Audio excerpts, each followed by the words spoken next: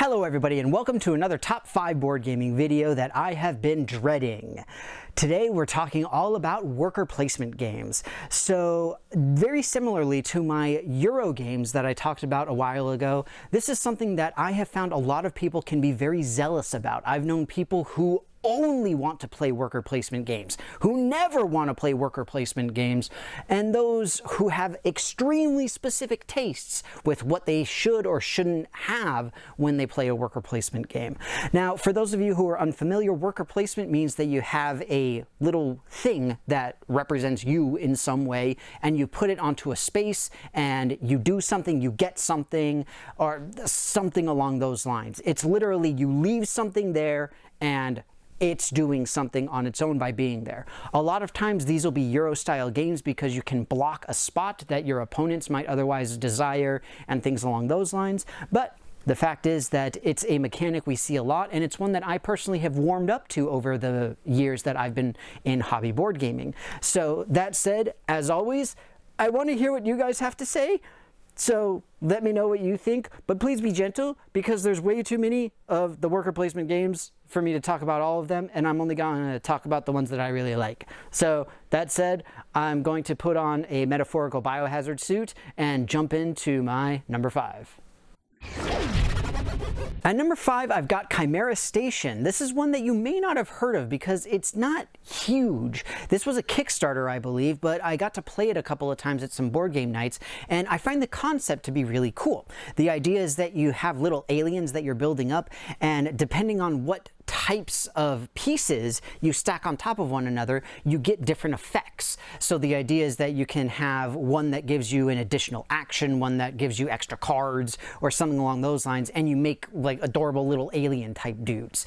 It's, again, not the greatest game by any means, but I just found it to be really fun and a unique take on the worker placement motif that we have seen all the time, because you can make something actually unique with your workers that goes beyond rolling dice and having your workers be unique in that sense. So I think it's a lot of fun, but again, I know it's not super popular. It's not the best by any means, but still, Chimera Station, my number 5. At number 4, I've got Stone Age. Please don't hurt me. I know this is like everybody's go-to for worker placement. Everybody loves it. It's amazing. And don't get me wrong, it's a great game. It's a good game. It has a very good balance to it. It's well done. The theme comes through and the concept is cool. But I have a couple of issues with it. First off, it's almost impossible to get, and that sucks. Secondly, I just like other games more than I like this. That's really all it is.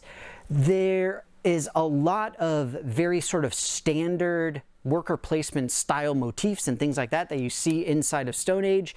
But for me personally, I find other themes to be more enjoyable, and I find other games to be not necessarily deeper, but just something that I would be more happy to jump onto. I won't say no to playing Stone Age, but it's not going to be my go-to, and so, again, please don't chastise me too much, but it's still on the list.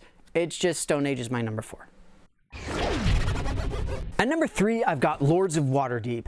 I am a huge D&D nerd, and I love the way that they transcribed the concepts and ideas of D&D into this particular game. Now, we have seen other games like The Legend of Drizzt and the Castle Ravenloft that are really more about the D&D experience at the table, but this is a board game experience with a D&D motif, and I love the way that they've done it. You've got the idea of questing, adventuring, and the idea is that you're using your agents, which are your workers, in order to get and do things.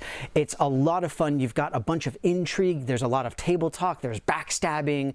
It's got a lot of different things that I personally really enjoy in terms of negotiation and discussion and asymmetry and all of that kind of stuff. So it merges a lot of Euro-style mechanics with some of the great social mechanics that I'm personally a fan of to see at the table. So Lords of Waterdeep, and particularly with the expansion Scoundrels of Skullport, is my number 3.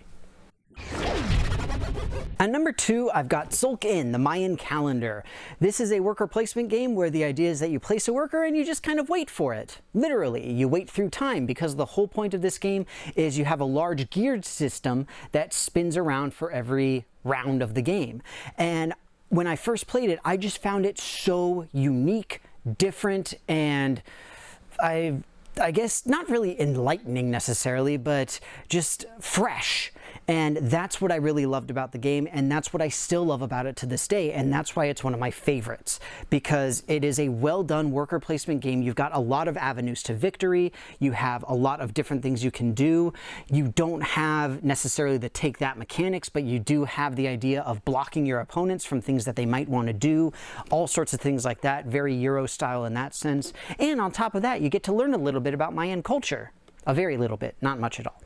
But it's still a great game. I really love it to this day. Sulk In, the Mayan calendar, my number 2. At number 1, I've got Alchemists, aka my bias coming through in spades. This is a game that's all about science, and the idea is that you are trying to figure out what particular ingredients are doing and how they're working and all of that sort of thing. It is a ton of fun, and it makes fun of scientific academia. It pokes fun at all sorts of different stuff like that, and so it's got a lot of in-jokes related to that, but the fact is that as a game, it's really amazing. You've got wonderful logical deduction going on with it. You have the concept of, just sort of trial and error, trying to figure out how things work. You need to really balance out when you're going to take a risk in order to get a particular object, item, or title, or whatever it happens to be, and hope that you're right, or you can wait a little bit to make sure you're right, and all of that kind of stuff. I find it to be wonderfully well done and a ton of fun. I absolutely adore this game. It's just one of my favorites overall, but definitely my favorite worker placement. Alchemists, my number 1. Well, everybody, that's going to be it for me. I hope that you enjoyed this video on my top 5 favorite worker placement games. Like I said before, this is something that I've kind of been dreading, because I know that, first off, there are a ton of wonderful worker placement games out there. And secondly, I know that there are a lot of opinions about what a great worker placement game is versus a bad worker placement and all that sort of thing. Take, for example, Viticulture. I recently picked it up after many, many years. I like it, but it is so complicated. There are so many different things that you can do. It's often overwhelming for me. Some people love that. Some people adore the game because of that. I think it's a good game. I think it's a great game. I enjoy playing it, but I often just kind of get into a tizzy trying to figure out what to do and things of that nature. And I mean, we've got them all over the spectrum as far as worker placement, just like with my Euro games video that I had a while ago. But that's more than enough rambling for me. Again, I do hope that you enjoyed this video, and again, as I mentioned before, please put anything and everything in the comments below, your personal favorites of this, if you like or dislike worker placements overall. Please, again, don't chastise me too much over the Stone Age thing. I just being honest, okay? It's just honesty, right? Now, as always as well, if you haven't done so already, please take a look at my various social media pages where you can interact with myself and my channel in a bunch of fun ways. But that said, thanks again for watching. Hope you enjoyed it, and I will see you next time.